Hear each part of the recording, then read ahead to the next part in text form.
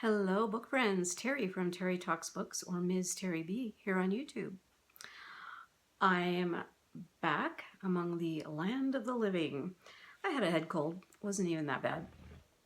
But I did put off doing this video for a while because I've just had problems with my voice. So I have some tea in one of my handmade ceramics here. And you can see, I don't know if you can see what color that is. It's a brilliant red. What am I drinking? Well, it's called Prosperity Blend. I have no idea why it says Prosperity Blend, but it is mint hibiscus with a little bit of stevia in it. I don't usually put any kind of sweetener in my tea, but this was blended in, and it's quite nice, I would say. And this is, my sister sent me this. It's sedum and sage from Evergreen, Colorado. I don't know if you can see that. There's no website listed. So if you can read that, I don't know. And this little jar, Prosperity Blend. So, and there's just lovely little bits and pieces in there. You can see the hibiscus, maybe. See that little bits of red? It smells wonderful, and it tastes even better. So anyway, you might see me pick that up every once in a while because the throat. It is still cold here. It is still, it's been trying to decide if it's spring or winter or summer even. It's just weird. But it did snow last night. The sun is out today, but it's quite cold. It's one of those brilliant blue skies with the sun just crystal clear, and then there's snow on the ground. So I had to go out and kind of crunch around in it a little bit. It's dry and crunchy sounding when you walk on it. I love that. Anyway, today what I'm going to do, I'm going to primarily do a book review of a very large book. But I'm going to start out with my January wrap-up because I have two little books that I read right at the beginning of the month, and then I spent the entire rest of January reading the chunkster that I will talk about. So what did I read at the very beginning of the month? I read 84 Charing Cross Road by Helene Hamp, and I read this with a group of other readers. Jen at Jen's Reading Life, I will link her below. She hosted a January 1st, New Year's Day read-along of this very short book. Group of letters is what it is, if you don't know. And you can read it in one sitting. And that's what I read on January 1st. This is actually a reread for me, and this is a quite old copy. I don't know when I got this. A long time ago.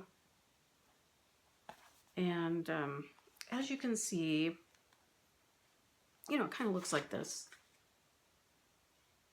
And it doesn't take too long to go through, but I stretched it out for the whole day because it deserves it.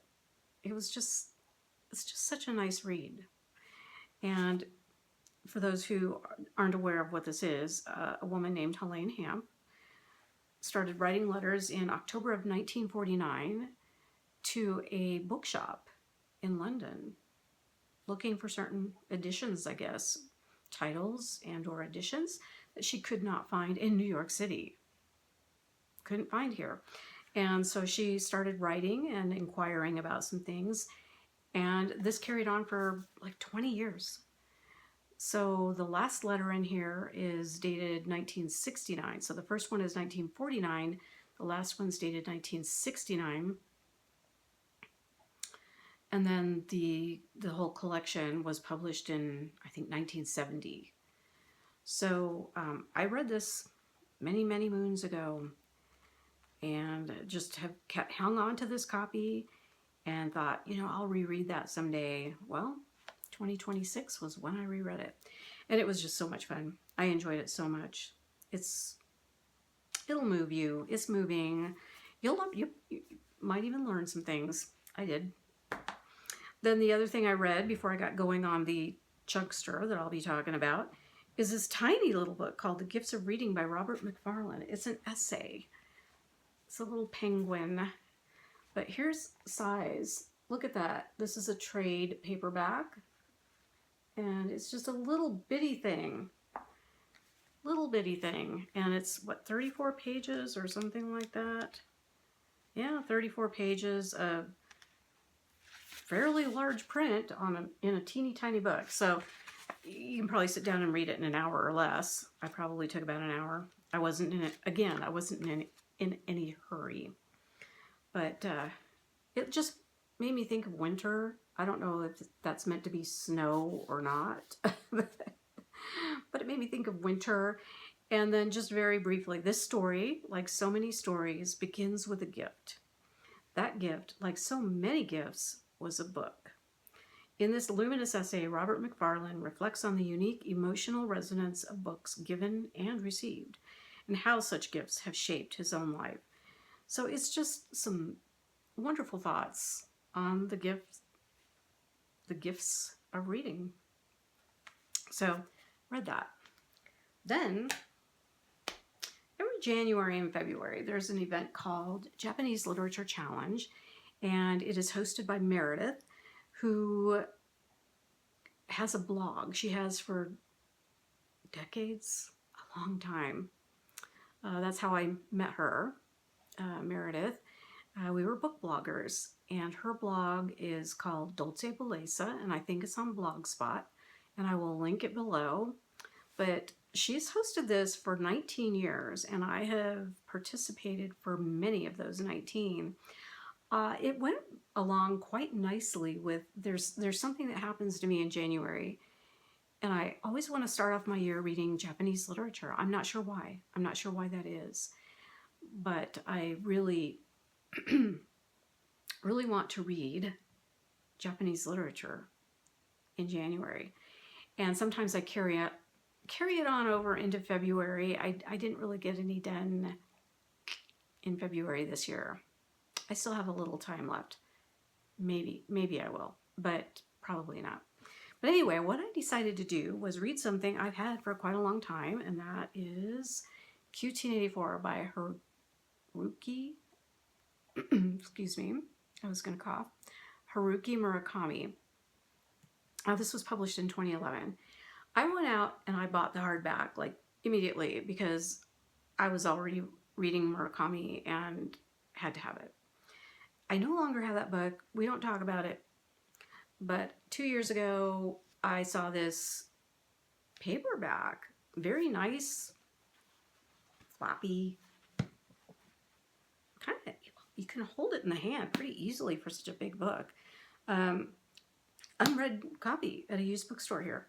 So, of course, I snapped it up because I needed this book back.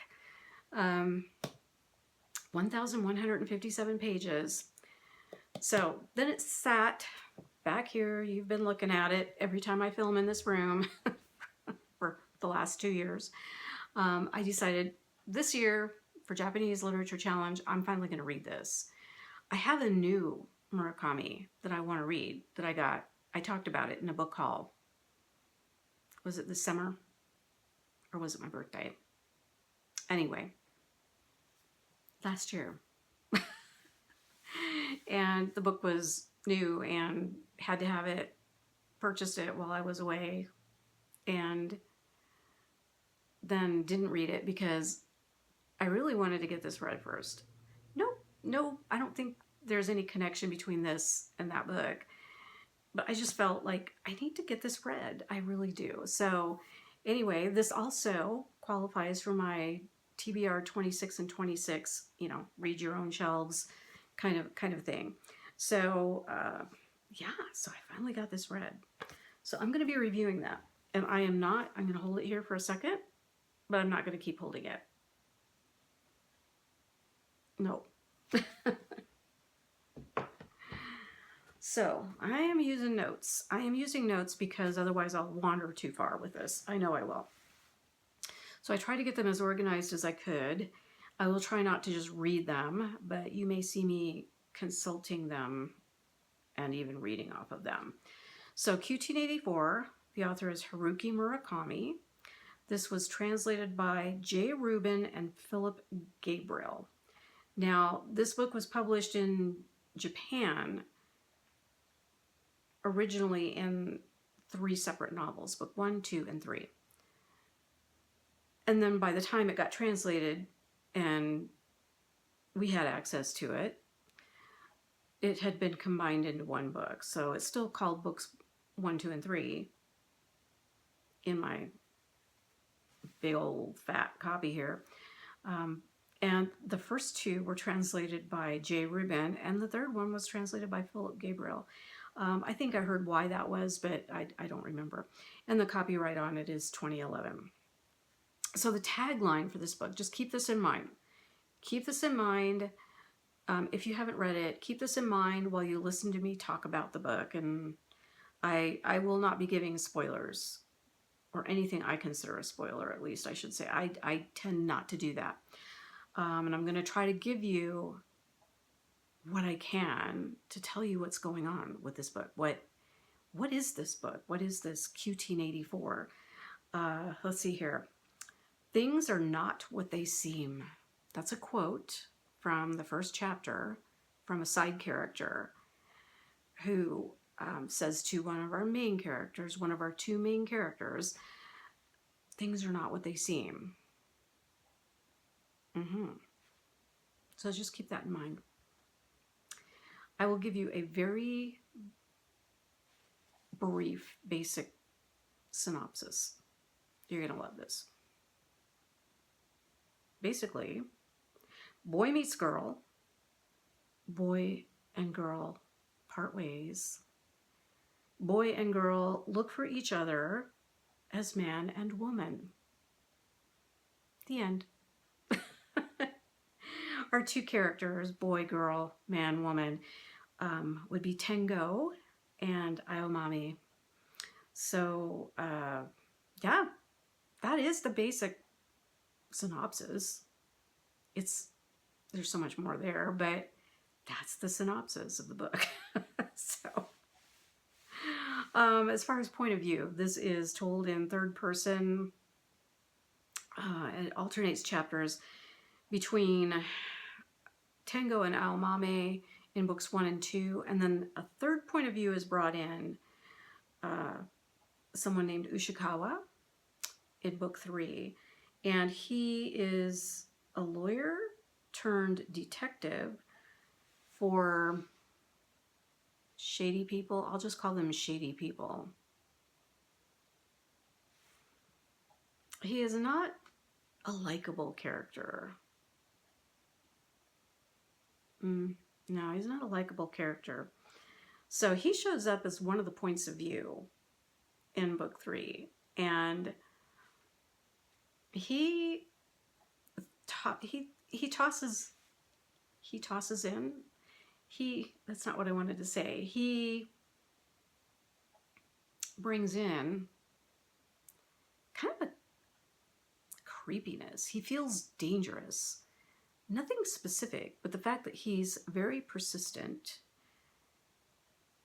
in his investigation, and he doesn't really know necessarily anything.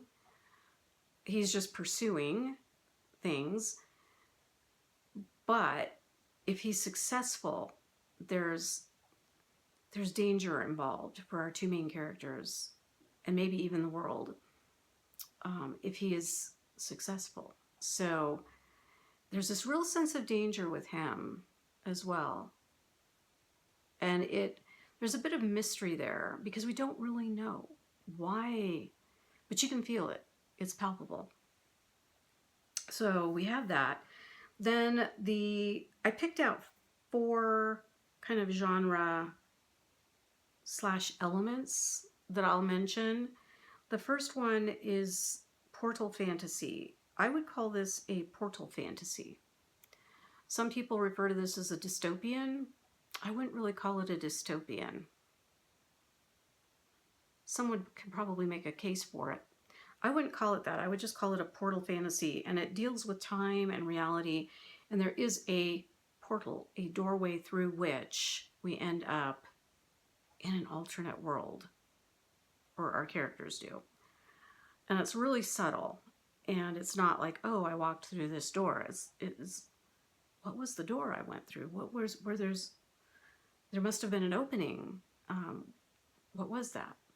So that's why I call it a portal fantasy. Heavy magical realism. I would say this is a book of magical realism. So if you don't like that,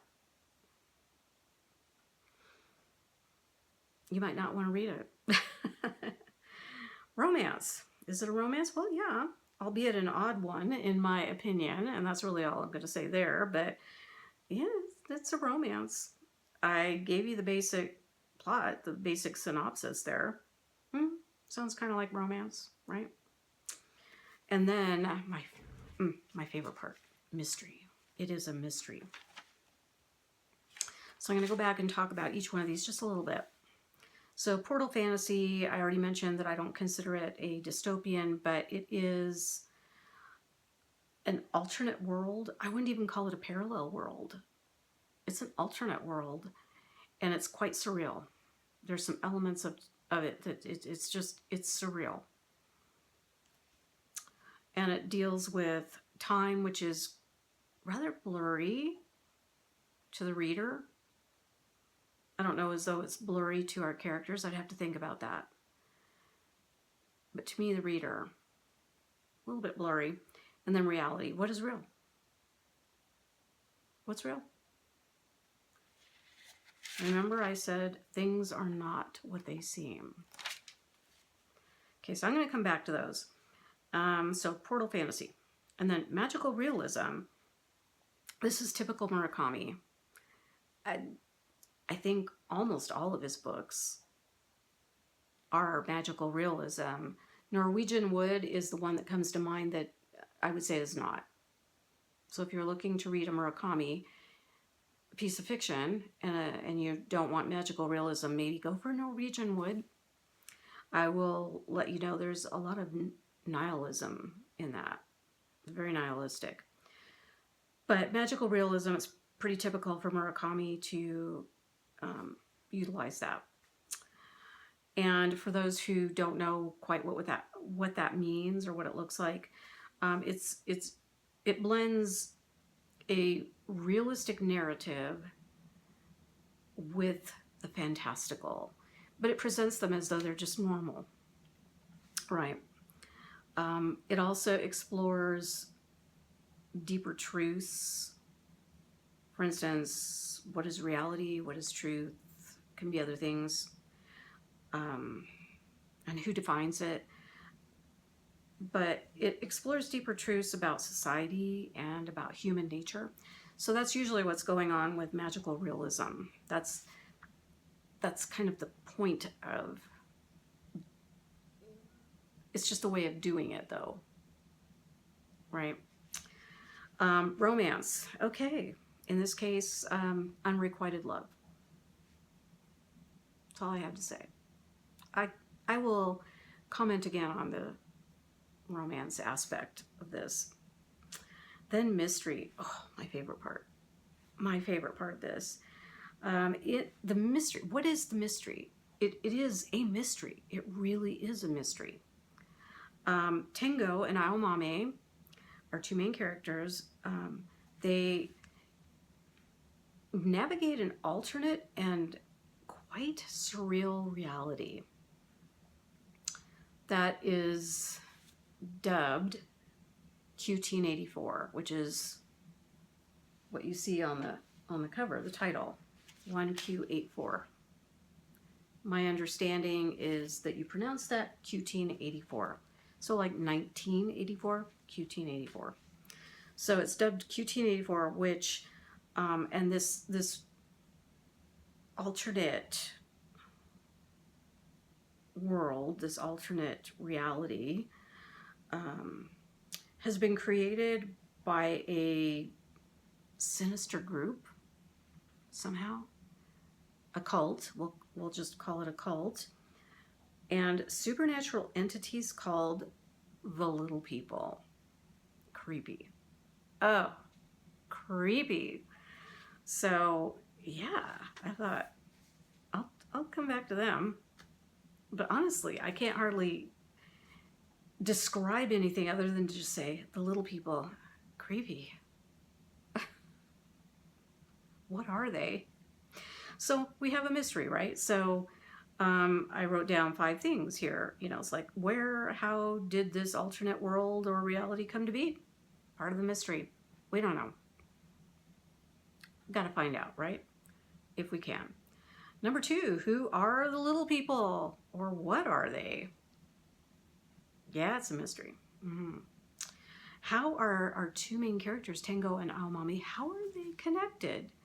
We don't know when the book starts. And it takes quite a while to kind of reveal where the connection is. And when you get there, you go, just before you're told, you go, I think I know. Number 4, who is the mysterious cult leader of, I think the name of the cult or the group was Sakagawa. I didn't write it down, but I think that was the name of it. And who's the mysterious cult leader? He is described, no one sees him, yet he is described as we go along in an interesting way. Very mysterious. And how can Tengo and Aomami escape Q-1084? Can they leave? Can they go back to 1984? Because this book is a near past instead of a near future. It's a near past story. So we're looking back. The time setting is 1984. And then we end up in Q-1084. And there's subtle differences. In fact, our characters don't always recognize where they are. And when they do, it takes a while. There are some giveaways. One of them I would not call subtle, but apparently people don't notice.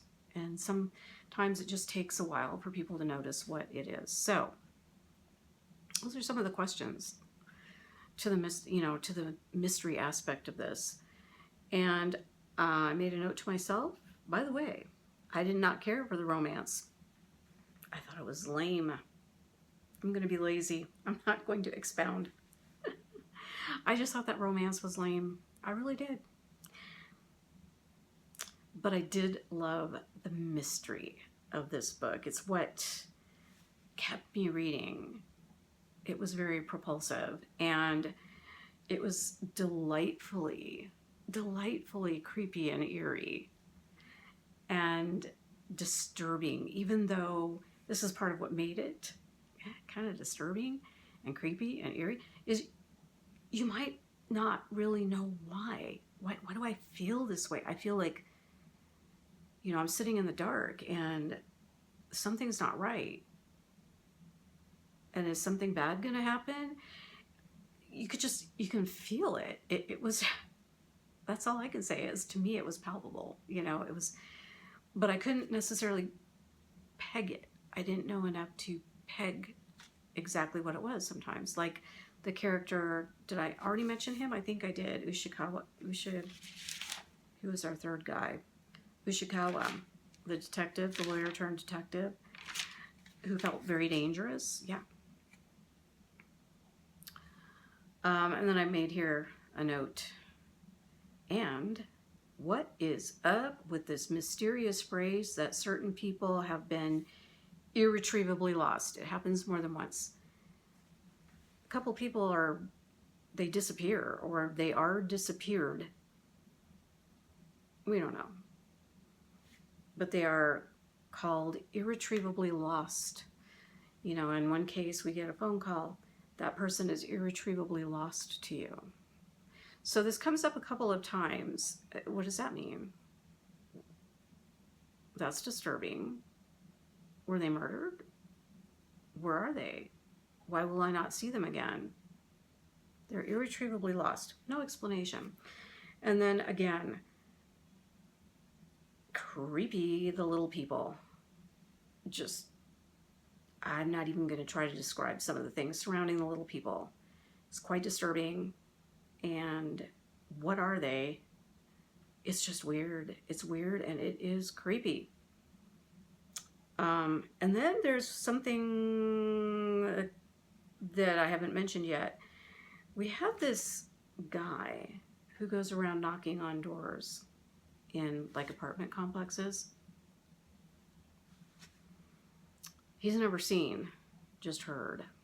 And he's modeled after, apparently, in Japan, I guess, there are fee collectors for NHK, which is their, like, I guess a public, we would call it maybe a public access channel. I'm not an expert on their media. I can access it. Nobody charges me, but apparently there's like a tax or a fee. Like if you have a TV, well, you have to pay to watch, and you can't watch without NHK. So apparently, or something. So anyway, it's modeled on that, but we never see this. And is it like, who is this? Who is this man? Persistent, loud, trying to shame the person inside. I know you're in there. It is just, oh, it's creepy. It's creepy. And no one ever sees him. You can't see, you can't see him. If you look through the peephole, you won't see him. Is he gone? Is he standing off to the side where I can't see him? Okay, I'll see if he leaves the building. I haven't heard him out there for a while. Am I safe? You know, and look out the window. You never see him leave the building. What up? It's very creepy. So anyway, that's what I had to say about mystery. It says, this deep sense of mystery is what kept me reading. Yes, for 1,157 pages. Really, it did. Next, I'm going to talk about some themes. And I gave it kind of a subtitle, or Shades of 1984, you know, the Orwell book. So there are some shades of 1984. They show up in the themes. There's not any kind of direct correlation between QT84 and Orwell's 1984, but there are shades of it. So one of the themes is memory. I don't really have a lot to say about it, but it's there. You know, people remembering. And another one is, I would just say, conformity and freedom. So this idea that it's easier to go along, to get along, and to compromise. And then there's, you know, a sense of coercion with that. You know, because you would go along to get along, because if you don't, there's a price to pay. So I would say, you know, that's coercion. So yeah, you have a choice. You have a choice. Not really. Technically I do. But if I don't make the right choice, I will pay, maybe quite heavily. And so if you're coerced, though, that begs the question, are you free? If you're coerced, do you really have choice if you're coerced? So I thought that was interesting as a theme. And then this idea of reality. What is real? The author's take actually surprised me. I can't say as though I've ever heard him reveal his take on reality, have I? Through reading his books or hearing him speak or anything like that. But it took me by surprise. And I think through the novel itself, I think it's the author's saying, I could be wrong, but there is only one reality. There is only one truth. I think that is what is being said here.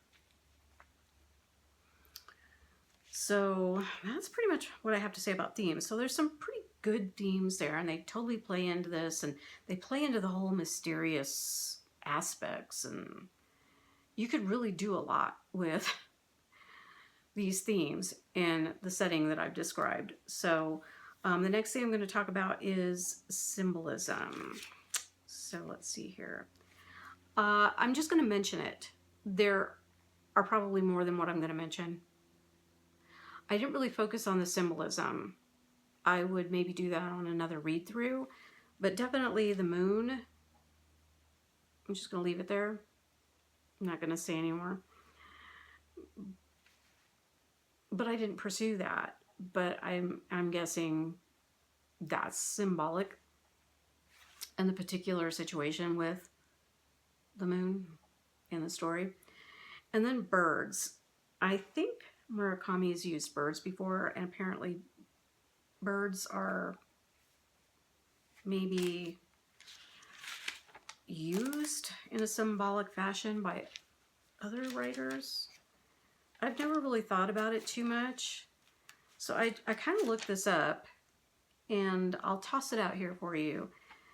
But I wrote down there's surreal, his use of birds is symbolic and surreal.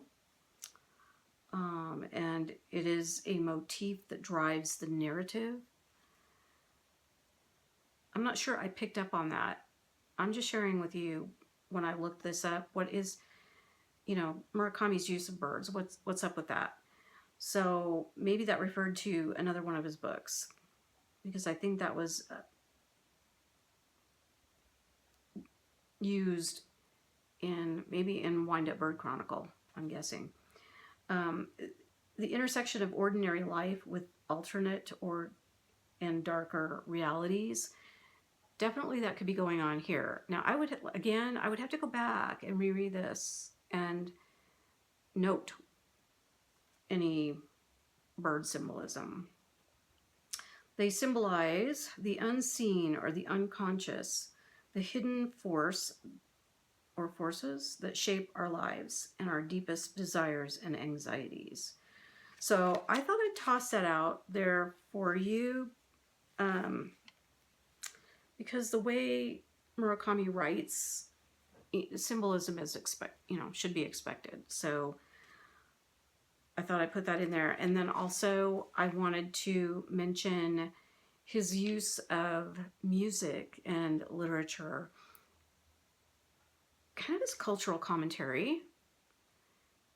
But he tends to do this. These are important parts of his life. He mentions a piece of classical music repeatedly in this book. There are other pieces of music mentioned, but there's one that's prominent in this book, QT84, and I still need to go dig that out and listen to it. And he mentions Kafka, which that shouldn't surprise anyone who's read the book. Kafka, of course. We're talking about the surreal. We're talking about some pretty whack stuff sometimes. So I wrote, back when I kept my blog, I have 2 blogs, and they're still there. I haven't been putting anything in them for a while. But I wrote 2 very short essays on Murakami. One of them had to do with music, but one of them had to do with understanding Murakami. Because in order to understand Murakami, you go about it in a different way than you normally would when you try to understand something. And I wrote about that. And I will link those essays below if you're interested, and you can go take a read. And even if you haven't read QT84, you might find, if you've read any Murakami, you will find them interesting, I think. But yeah, I've been thinking about Murakami and his writing and for a long time. So anyway, I will link those below as well as anything else I've mentioned. that needs a link. So, okay. Then I put insert controversy here. Okay, the elephant in the room. Okay, I'm going to be fairly brief on this, on the controversy. Basically, the controversy is his portrayal of women. Not even necessarily in this book. I get it. I see it. The objectification. Okay, I wouldn't argue that it's not there.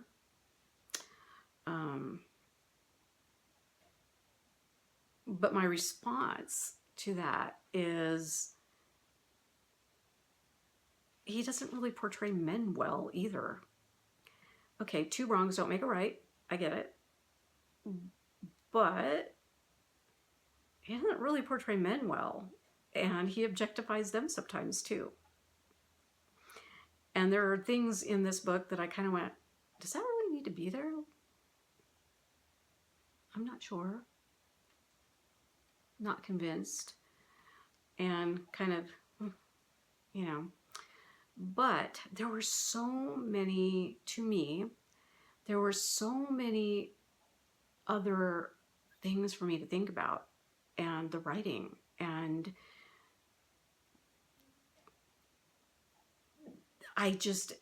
it didn't bother me over much. I saw it. I noted it. Sometimes I kind of went, yeah. But it did not take away, nor has it ever really taken away from my wanting to read Murakami and getting some kind of enjoyment out of it. So maybe I'll have something more profound to say in the future, but honestly, what bothers some people doesn't necessarily bother me when I'm reading. And I think the opposite's probably true. Maybe there's times when something really bothers me, but it doesn't bother someone else. So I will just put that out there. Yes, I see it. I get it. I do. I've had people come and try to help me by letting me know. And what can I say?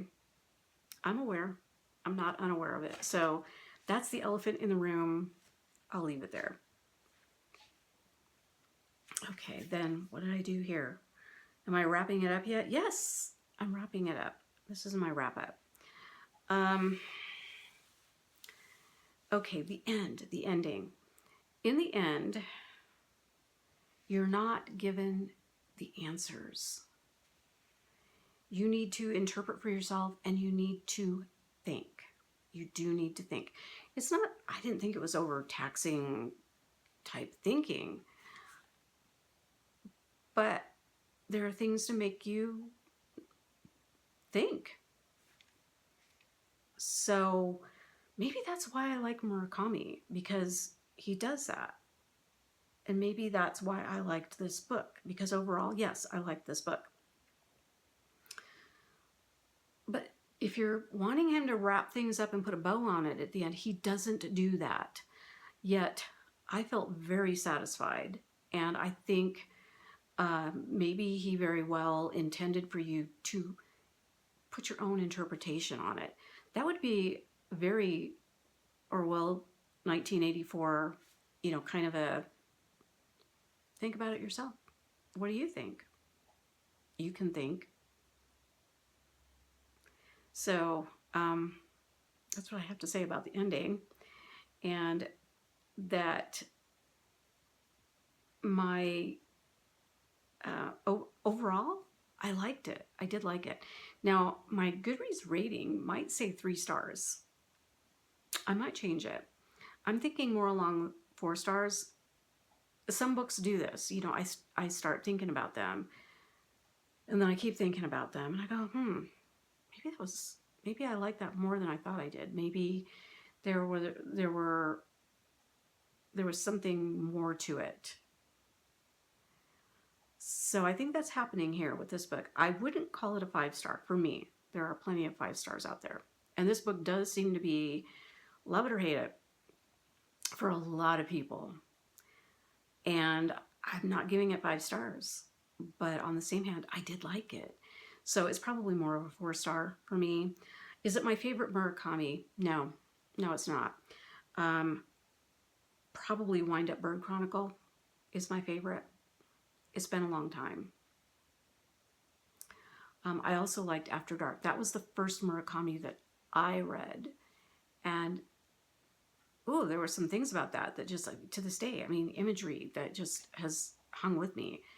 And it's a shorter novel, so it's not it's not Wind Up Bird Chronicle or Kafka on the Shore or QT84, right? It's not a chunkster like that. So I think Wind Up Bird Chronicle is probably my favorite. But I did like this. And I will, and I continue to think about it. I probably will continue to think about it. But I will leave you with a suggestion. Don't start here. If you have not read Murakami, don't start with QT84. I would say don't start here. I would say the first one I ever read was After Dark. It gave me a pretty good introduction to his magical realism, use of magical realism. Oh, that was, I'll have to read that again. That one had an eerie, kind of eeriness to it as well. Either that, or if you're not into magical realism, Norwegian Wood. That was probably the second one I read. So either After Dark or Norwegian Wood. That's where I would start. But hey, if you really want to read QT84, go for it. That's all I have to say, and I will talk to you all again soon. Bye-bye.